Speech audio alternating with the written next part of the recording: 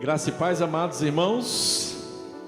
Que bom podermos nessa noite estarmos juntos aqui na casa do Senhor. Eu não sei se você já percebeu, mas a metade do ano já se foi, não é isso? Hoje já é dia 28 de julho, segunda-feira já é julho.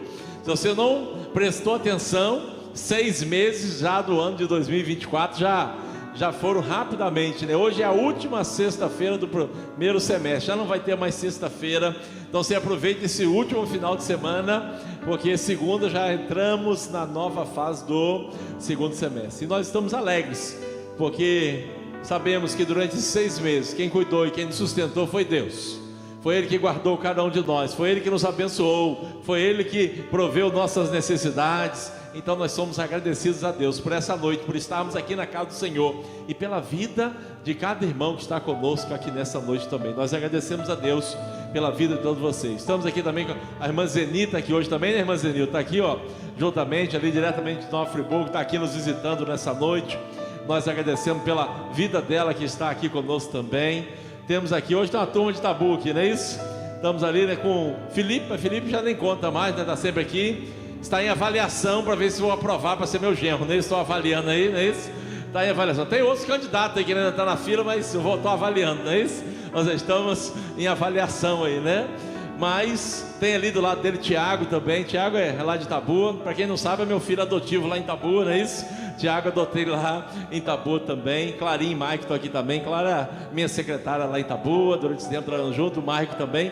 Fiz o casamento deles, tem um aninho, não é isso? Completou agora esse mês, né? Um aninho que eles estão casados. Que bom recebê-los aqui nessa noite, vocês estarem aqui conosco, participando. Ali no banco, ali, irmãos, ali, ó, Kaique, Cauã e Caio, não é isso? É um trio daqui a pouco, não é isso? E mais o Luiz ali também, né? Mas estão sempre aqui conosco já, e nós agradecemos a Deus pela vida deles, em poder estar aqui participando. Tem participado dos nossos adolescentes também, e nós agradecemos a Deus pela vida dele e pela vida de cada um de vocês que está aqui nessa noite. Fabiano, é sempre bom ter você aqui também, né?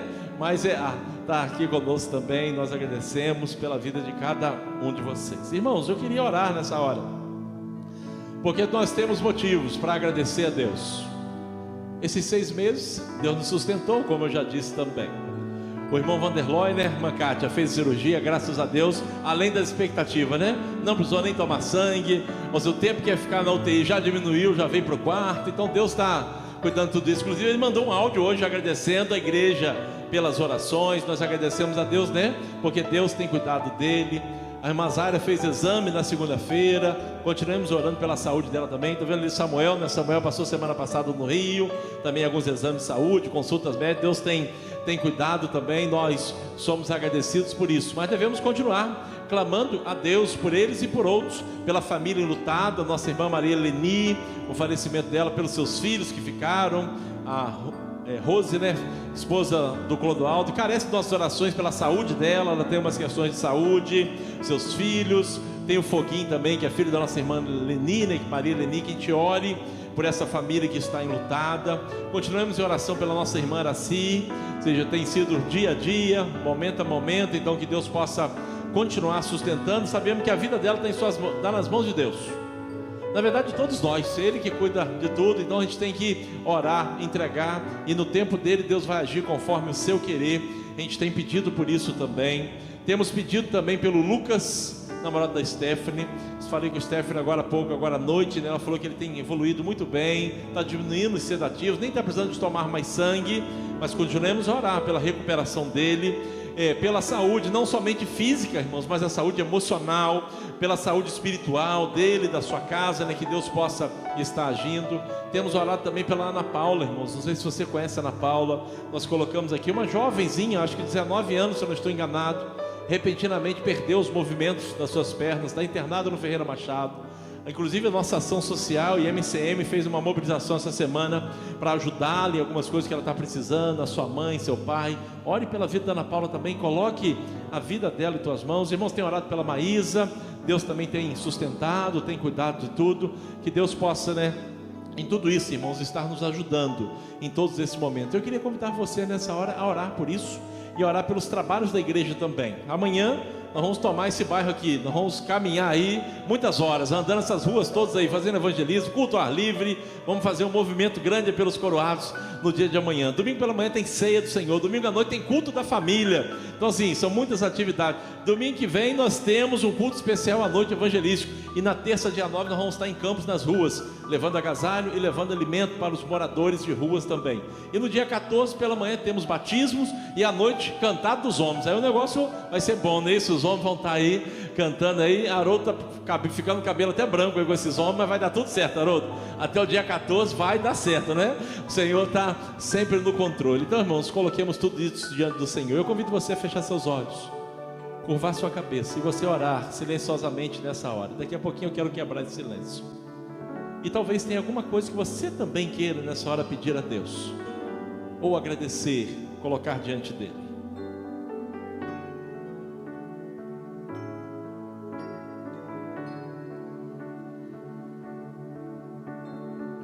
Deus de amor, Deus de graça e Deus de bondade, como Tu és grande, Senhor, como Tu és poderoso, e ao mesmo tempo como Tu olhas para nós com graça e compaixão. Nós somos agradecidos ao Senhor, porque de maneira muito especial o Senhor tem abençoado a vida de cada um de nós. Não somos merecedores de nada, Senhor, mas o Senhor mesmo assim nos ama, e o Senhor cuida, o Senhor supre, e o Senhor tem feito além daquilo que pedimos ou pensamos. E é por isso que nós rendemos graças ao Senhor pela vida da Tua igreja, pela vida do Teu povo. Mas nós queremos, Senhor, nessa hora contar com o Teu socorro. E é por isso que nós queremos suplicar ao Senhor por cada vida que se encontra aqui nessa noite. Nós queremos suplicar ao Senhor por aqueles que nesse momento precisam do Teu cuidado. Seja enfermidade física, seja enfermidade emocional, espiritual, familiar, profissional. Eu não sei, mas o Senhor sabe as nossas necessidades. Opere, Senhor, haja na vida dessas pessoas. Mas eu lhe peço ainda, Senhor, pela Tua igreja, porque essa igreja é do Senhor, e nós queremos caminhar conforme o Teu querer, conforme a Tua vontade. Nós queremos pregar a Tua palavra, nós queremos anunciar as boas novas de salvação, e nós queremos, Senhor, vidas sendo rendidas aos pés de Jesus. Pedimos, Senhor, pelo trabalho de evangelismo amanhã à tarde. Abençoa-nos, Senhor, nos capacite e nos prepare para isso. Abençoe o nosso domingo, que seja um domingo tremendo na Tua presença. Abençoe já o outro domingo, como vamos ter um culto evangelístico à noite, o trabalho de rua em campos. Senhor, nós colocamos tudo isso em Tuas mãos. Pedimos pelos irmãos que entregaram sua vida a Jesus, pelos estudos bíblicos, Senhor, nós colocamos tudo isso em Tuas mãos, porque a obra é do Senhor, e nós queremos caminhar conforme o querer do Senhor. Agora, Senhor, prepare os nossos corações para ouvir a Tua palavra. Abra nossa mente, dá entendimento e fale poderosamente aos nossos corações nessa noite.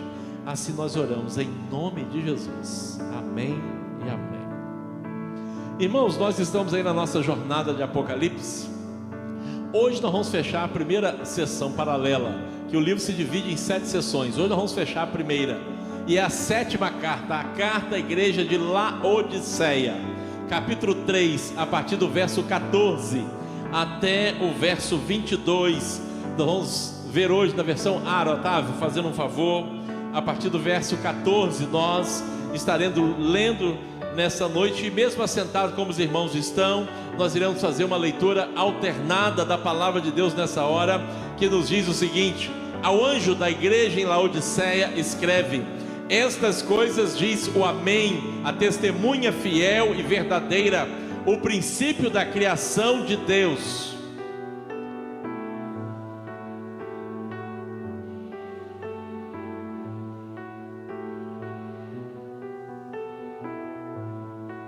Assim, porque és morno e nem és quente nem frio, estou a ponto de vomitar-te da minha boca.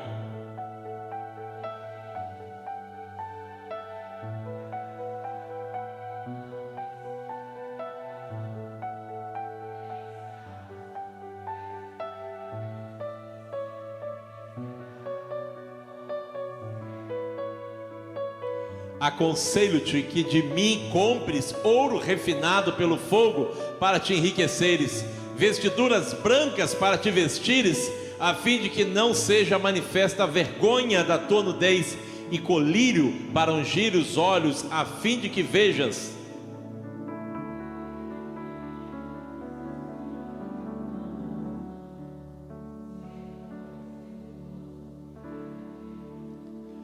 Eis que estou à porta e bato. Se alguém ouvir a minha voz e abrir a porta, entrarei em sua casa e cearei com ele e ele comigo.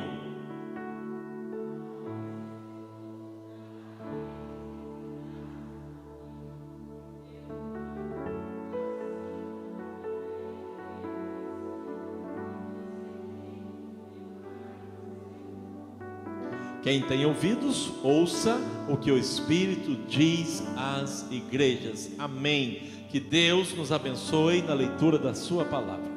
Irmãos, essa é a nossa última carta de Apocalipse, a 7ª. E é interessante, irmãos, eu tenho dito bastante e falado muito sobre isso, que essas igrejas, irmãos, estavam em cidades importantes, e aqui não é diferente. Laodiceia foi fundada ali 250 anos antes de Cristo, aproximadamente, por Antíoco da Síria.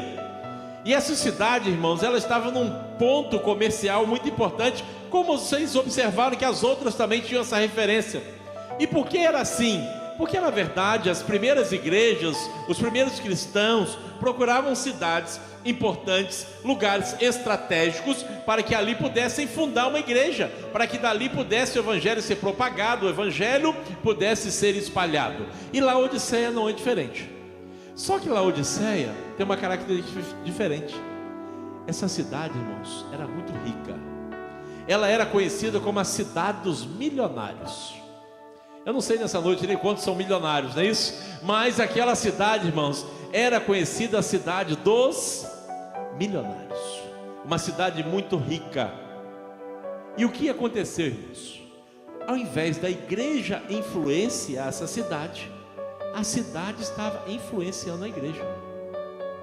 Isso, irmãos, eu trago isso para a nossa realidade, irmãos. Nós vamos pensar que isso não é diferente hoje, se nós não formos cuidadosos, se nós não tivermos atento, porque nós fomos chamados para ser sal e luz. Então, aonde a igreja está, aonde o crente está, aonde o povo de Deus chega, nós temos que exercer influência e não sermos influenciados. E isso, irmãos, é sempre desafiador, não é muito fácil, porque se nós não nos atentarmos, nós seremos engolidos por tudo que está acontecendo, e ao invés de nós transformarmos o mundo, nós é que seremos transformados por ele. E esse é um problema, irmãos, muito sério na vida dessa igreja. E essa carta, irmãos, talvez seja a mais dura. Jesus não falou nenhum elogio para essa igreja. Não teve nenhum elogio da parte dele. O único elogio, irmãos, que essa igreja tinha é o que ela pensava dela mesma, e que estava totalmente equivocado, como nós já vimos ali. Vamos poder compartilhar e conversar mais um pouquinho nessa noite. Então eu queria, irmão, que você guardasse algumas informações dessa cidade. Primeiro, essa cidade, era, como eu já disse, era rica. Era um centro bancário e comercial da época. Ali estavam, irmãos, ali, ou seja, gente de muito dinheiro. Inclusive no ano de 61 da nossa era, através de um terremoto, aquela cidade foi muito destruída. E diz a história, irmãos, que eles não aceitaram a ajuda do imperador. Falaram: não, pode deixar, nós não precisamos de ajuda. Nós temos dinheiro, nós vamos reconstruir a cidade sozinha. E assim o fizeram. Então, irmãos, ela é uma igreja rica. Tinha uma outra coisa, irmãos. Essa cidade, irmãos, era um centro industrial de tecidos. Lembra que eu tenho falado em todas as cartas que aquilo que Jesus escreve para aquela igreja, irmãos, tem muito sentido para quem está ouvindo. Então, quando ele fala de estar nu e de vestiduras brancas, quando ele fala de que você está cego e colírio, isso tudo tem a ver com a cidade. Quem era o ouvinte original tinha uma compreensão muito clara do que ele estava dizendo. Então ali, irmãos, havia uma indústria muito forte. Era uma cidade da indústria do tecido, e que vendia para todos os lugares, que explorava tudo isso. Além disso, irmãos, ali era um centro de medicina muito forte, e ali produzia um colírio muito famoso na época. E aí a gente começa a entender porque Jesus usa esses termos. Por que ele falou de colírio? Por que ele falou de vestiduras? Porque era aquilo que tinha naquela cidade, era a realidade dele. E Jesus falou, irmãos, que aquela cidade era morna. Não é isso que nós lemos ali agora há pouco? Existiam 3 cidades, irmãos: Colossos, Laodiceia e Herápolis. As 3 muito próximas uma das outras. Colossos ficava no mais alto. ele tinha águas puríssimas e frias, geladas. Eram quase águas, eu diria assim, medicinais, Colosso. Do outro lado estava Hierápolis, tinha águas quentes. Você já ouviu falar que tem cidades, tem lugares que a água sai quente? Aqui mesmo no Brasil tem, na região de Goiás ali, tem alguns locais que é água quente, irmãos. E Laodiceia estava no meio, misturava a água gelada com a quente, então a água morna. E era essa mesma vida de mornidão que essa igreja estava tendo, uma vida espiritual morna, não era quente nem era frio. Agora vamos, depois dessa, você conhecer um pouquinho mais da cidade, vamos andar no texto. O que Jesus nos diz? No verso 14, Jesus, como sempre, ele começa se apresentando ao anjo da igreja, né? O pastor da igreja, ele está dizendo essas coisas, diz o que? O amém. O amém, irmãos, é o final, é quem tem a palavra final. E quem tem a palavra final, irmãos, não é o homem, não são as autoridades, não é o poder econômico. Quem tem a palavra final é Deus. Às vezes as pessoas dizem um monte de coisa, irmãos, mas quem pode dizer a última palavra vai ser sempre Deus. Não se esqueça disso. É Ele que é o amém. É Ele que vai dizer assim seja e assim será feito, não é o homem. Então nós precisamos confiar nisso. Então ele começa a se apresentar para essa igreja dizendo: eu sou o amém, e aquilo que eu digo, aquilo vai acontecer. Ele diz mais: eu sou a testemunha fiel e verdadeira. Eu sou o princípio da criação de Deus. Irmãos, às vezes a gente tem que estar atento, que alguns podem pensar que Jesus só começou a existir quando ele nasceu. Não, irmãos, a Trindade existe desde o início. Deus Pai, Deus Filho, Deus Espírito Santo. Tanto que quando lá em Gênesis cria o homem, se você observar, o verbo está no plural, façamos. Ou seja, se façamos, é porque tem mais de um, concorda comigo?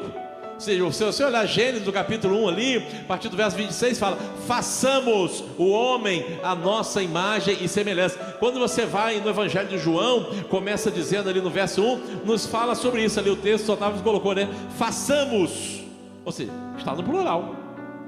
Se é façamos, se eu sozinho não vou fazer, façamos, não, se eu for sozinho eu farei, ou qualquer outra coisa, mas não é façamos. Se é façamos é porque já estava ali. Se você observar o Evangelho de João, no capítulo 1, a partir do verso 1, diz o que? No princípio era o verbo, e o verbo estava com Deus, e o verbo era Deus. O verso 2 vai dizer ainda, ele estava no princípio com Deus. E ainda no 3 ele vai dizer mais uma coisa: todas as coisas foram feitas por intermédio dele, e sem ele nada do que foi feito se fez. Então, irmãos, é esse Jesus que escreveu uma carta para essa igreja. Então ele diz: eu sou o amém, eu sou a testemunha fiel e verdadeira, eu sou o princípio da criação. E aí, como em todas as cartas, ele logo vem dizendo o que? Conheço as tuas obras. E nessa noite, irmãos, Jesus olha para cada um de nós e ele diz exatamente: conheço as tuas obras. E eu já falei sobre isso, irmãos, e às vezes eu fico a pensar: será se Jesus escrevesse uma carta para mim, qual seria o conteúdo dessa carta? Você já parou para pensar sobre isso? Se Jesus te mandasse uma carta, como mandou para essas igrejas, será o que ele iria escrever? E aqui, irmãos, é para nós olharmos para dentro de nós. E se existe algo, né, que talvez precisássemos melhorar, ou seja, nós precisamos fazer isso. Normalmente quando participamos da ceia, tem um 1 Coríntios ali, né, o verso capítulo 11 lá, muitas vezes a gente lê esse texto, ou um dos evangelhos fala, né, examine-se pois o homem a si mesmo. Irmãos, esse processo de autoexame é algo que de vez em quando nós vamos fazer em nossa vida, para nós não entrarmos num processo de mornidão, para nós não estarmos fora da realidade do evangelho. Então nós precisamos nos voltar para isso. E aí Jesus começa dizendo, irmãos, que nem é frio nem quente, quem dera fosse frio ou quente. Irmãos, existem 3 estados espirituais que nós podemos ter: quente, frio ou morno. Lucas capítulo 24, no verso 32 falam: e disseram um ao outro, porventura não nos ardia o coração quando ele pelo caminho nos falava, quando nos expunha as escrituras? Aqui são os discípulos de Jesus, caminhando naquele período que Jesus estava ali, naquela caminhada em Emaús, na jornalina que eles estavam caminhando, e ali sentindo falta de Jesus, que dizendo que nosso coração ardia, quando ele falava da palavra, quando ele nos ensinava, quando nos explicava, então expressando esse aquecimento aí em relação à vida espiritual. Existe também o contrário, irmãos. Mateus agora 24:12 fala: e por se multiplicar a iniquidade, o amor se esfriará de quase todos. Então existe essa questão do outro extremo, mas existe, irmãos, o termo do meio. Esse texto que nós acabamos de ler, assim que se, ou seja, não é quente nem frio, quem dera, se fosse frio ou quente. E aí no verso 16, irmãos, ainda vai dizer, vai continuar assim: porque és morno, e nem és quente nem frio, estou a ponto de vomitar-te da minha boca.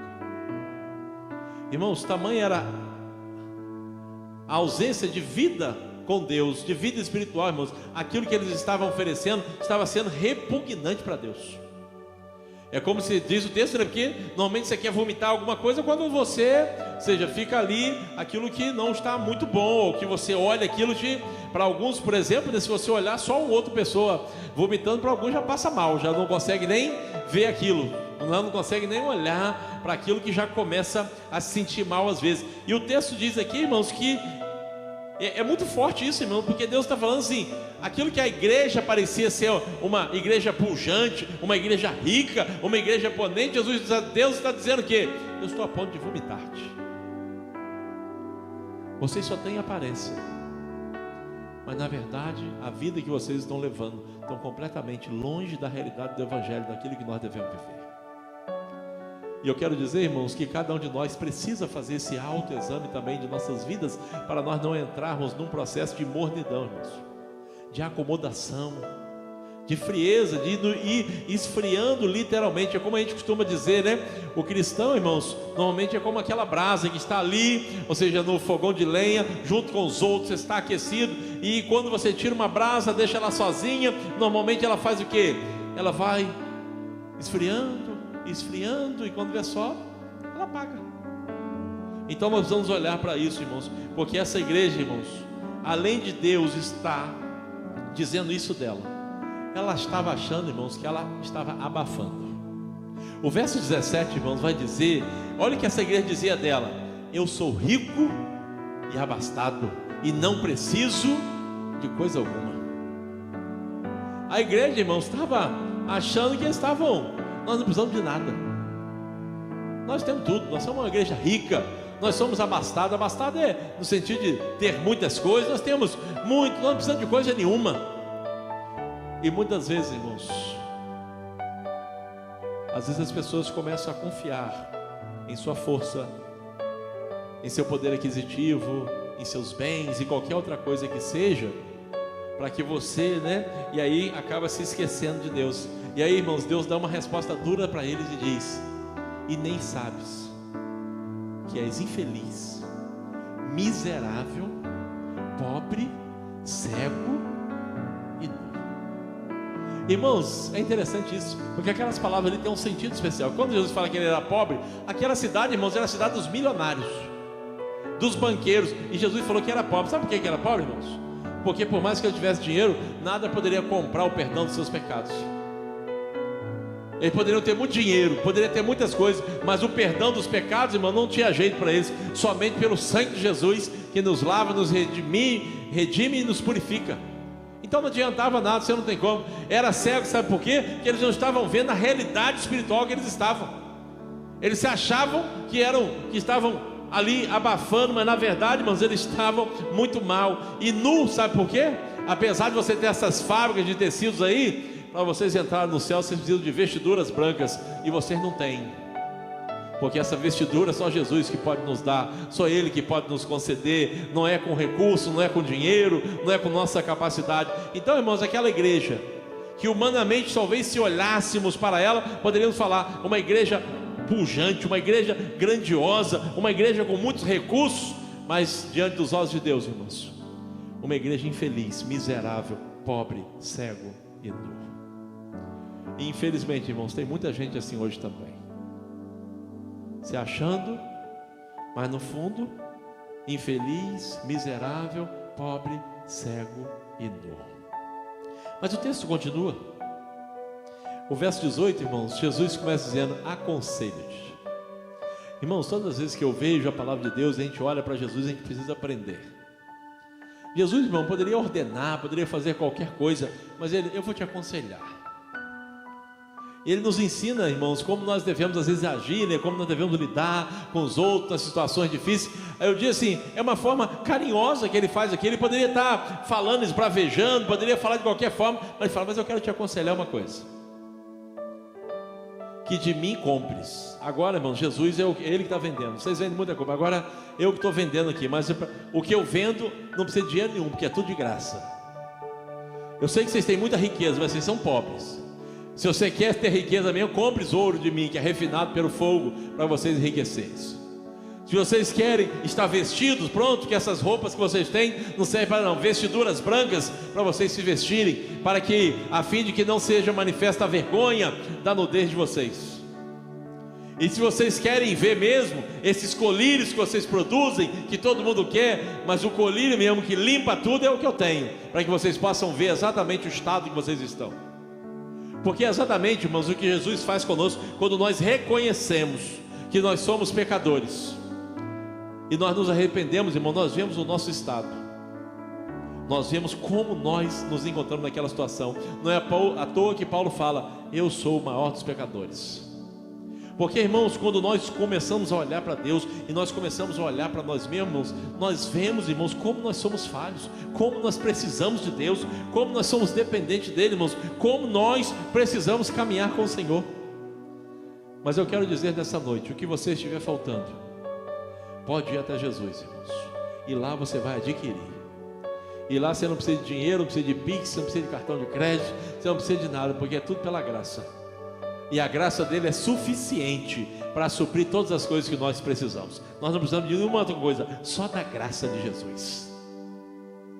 Mas ele continua, irmãos, de forma amorosa. Jesus ainda diz no verso 19: eu repreendo e disciplino a quantos amo. Irmãos, a disciplina, irmãos, é amor. Você sabia disso? Aquele que não disciplina é que não ama. Eu gosto de dizer uma coisa, irmãos: se você quer fazer um grande mal para o seu filho, não discipline ele. Você vai ver o problema que você está fazendo para ele, o problema que você vai causar para ele no futuro, irmãos. Hebreus capítulo 12, nos versos 6, fala sobre isso, sobre a importância da disciplina. E muitos outros textos da palavra de Deus nos falam sobre isso. Hebreus 12, 6, Otávio, verso 6. Porque o Senhor corrige a quem ama e açoita a todo filho a quem recebe. A disciplina de Deus, irmãos, é para o nosso bem. Eu me lembro, irmãos, de quando criança, todas as correções que eu recebi foram só para o meu bem. Hoje eu só tenho a agradecer meus pais que me corrigiram, que me ensinaram, que me impuseram limites. Eu só tenho gratidão, irmãos. Porque a pior coisa, se ele não tivesse me corrigido, não tivesse me instruído, tivesse deixado eu ir do jeito que eu quisesse. Porque se eu fosse do jeito que eu quisesse, vai chegar uma hora que alguém vai botar um limite. E certamente não vai ser com amor de pai e de mãe. E como a gente tem visto hoje tantos filhos que não são disciplinados ou que não aceitam a disciplina e depois colhem os resultados sobre a sua vida no futuro. Então, irmãos, quando a disciplina é amorosa para conosco, pense sobre isso, irmãos. A disciplina de Deus é para o nosso bem. Porque às vezes nós precisamos, irmãos. Às vezes nós precisamos. Às vezes é uma necessidade, irmãos. E a disciplina nos faz muito bem. Então não olhe com tristeza ou mágoa, não. No momento da disciplina, fala, é uma oportunidade, é amorosa. E ele diz mais ainda no verso 19: sê, pois, zeloso e arrependa-te. Jesus, irmãos, ele olha para aquela igreja e, como todas as demais, irmãos, ele aponta o que estava acontecendo, ele aconselha e ele chama sempre para o arrependimento. E hoje continua sendo isso, irmãos. Ele mostra através da sua palavra a realidade do mundo, tudo que está acontecendo, e ele chama sempre as pessoas para o arrependimento. Mas o texto continua, irmãos, e esse verso 20, irmãos, ele é muito forte para mim. Porque Jesus está falando com uma igreja e dá a entender, o entendimento que nós chegamos é que ele está do lado de fora da igreja. Porque alguém que está à porta é alguém que não está dentro, porque se ele estivesse dentro, ele não precisava que alguém abrisse para ele. Aquela igreja, irmãos, que era rica, financeiramente falando, aquela igreja que se achava, ou seja, o máximo, Jesus estava lá do lado de fora. Jesus não estava com ela. Jesus dizia: eu estou aqui na porta. Se você abrir, se você ouvir a minha voz e abrir a porta, eu vou entrar. Vou cear com você e você vai cear comigo também. Então me chama a atenção, irmão, porque ele está falando com uma igreja. E eu fico pensando para a minha vida: será que lá na minha casa, irmãos, nós não estamos colocando Jesus do lado de fora também não? Porque dependendo, irmãos, do que, conforme nós estivermos agindo, nós podemos estar botando Jesus do lado de fora da nossa casa.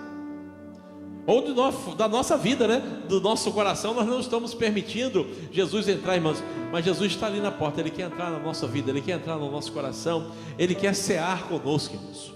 Cear traz uma ideia de quê? De intimidade.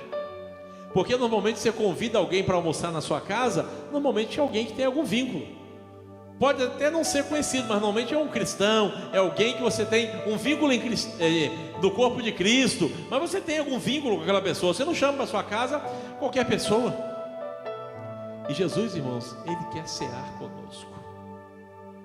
Ele quer estar à mesa conosco, Ele quer participar desse momento conosco. Mas tenhamos cuidado, irmãos, para que Ele não fique do lado de fora.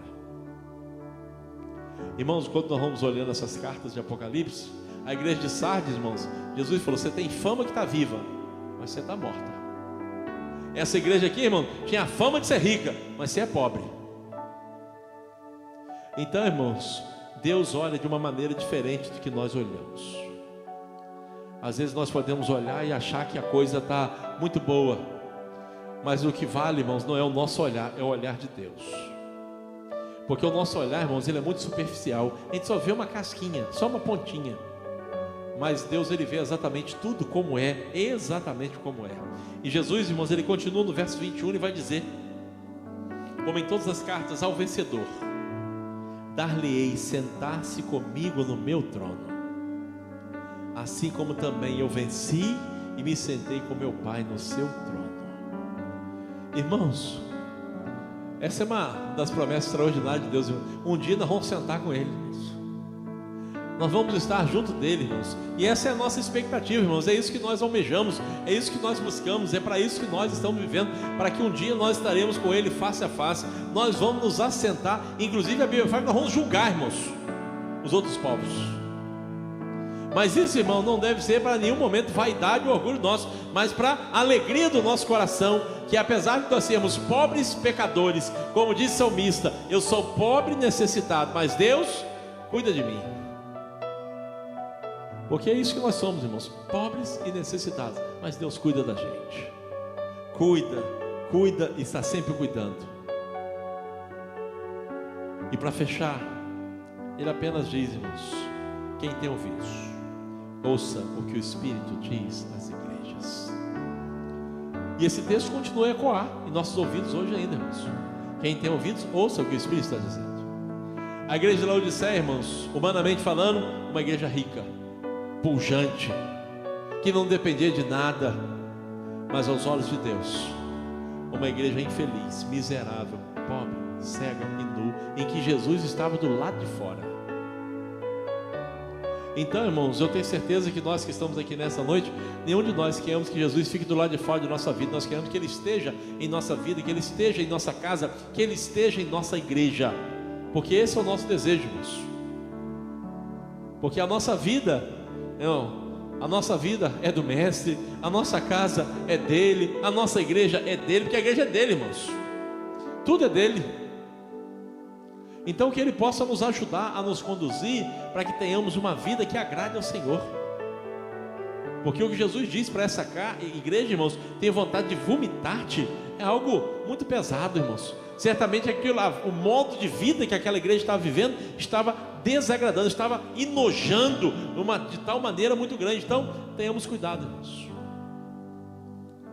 e nos examinemos, cada um de nós. Nós somos bons, irmãos, de examinar a vida do outro. Isso aí, irmão, nós temos um radar para examinar a vida de outro com uma facilidade muito grande, mas a gente precisa fazer mais autoexame. olhar para dentro de nossa vida e ver o que é que nós podemos melhorar, o que é que nós podemos fazer, e em relação ao outro, o que é que nós podemos ajudar, seja pelo menos orando, sustentando e cuidando daqueles que estão precisando do Senhor. Que Deus nos ajude, irmãos, a compreendermos através da sua palavra que Ele quer cuidar de nós, que Ele quer estar conosco, que Ele quer abençoar a nossa igreja, quer abençoar a nossa casa, quer abençoar nossa vida, e que a gente possa, irmãos, viver de tal maneira que Deus tenha liberdade de estar em nossa casa e em nossas vidas, que Ele de fato possa reinar sobre nós, que não sejamos rebeldes ao seu chamar, aquilo que Ele tem para nós, mas que a gente possa caminhar em todos os momentos na presença de Deus. E que essas cartas que nós estamos apenas começando, a partir de semana que vem vai ser o capítulo 4, depois o capítulo 5, aí vão ter mais símbolos, mais alguns desafios, mas nós vamos ver que Apocalipse, irmãos, é uma riqueza muito grande. Às vezes há até um temor. Clarinha que falava ali, né, Clarinha? Tinha até medo de ler Apocalipse, não é isso? Você tem até um temor, irmão, mas o Apocalipse é uma palavra de encorajamento para nós, para aqueles irmãos daquela época e para nós hoje também. Uma palavra, irmão, para dizer que existe um trono e alguém está assentado nele, e não era o imperador romano, mas o trono que estava sentado era Jesus, que é o nosso Senhor, que é o nosso soberano. E que durante essa caminhada, estamos só no capítulo 3, ainda vamos até o 22, não é isso? Quem sabe até o final do ano, talvez a gente consiga afindar, né? Mas vamos caminhando, vamos aprendendo um pouquinho da palavra de Deus, e que essa palavra traga despertamento espiritual a cada um de nós. Que não sejamos mornos, irmãos, mas que sejamos aquecidos, que o Espírito Santo de Deus aqueça o coração de cada um de nós, e que tenhamos sempre a alegria de estar na casa de Deus, de estar na presença de Deus, e de estarmos à disposição de Deus, porque não existe nada melhor do que caminhar com o Senhor e de viver com Ele.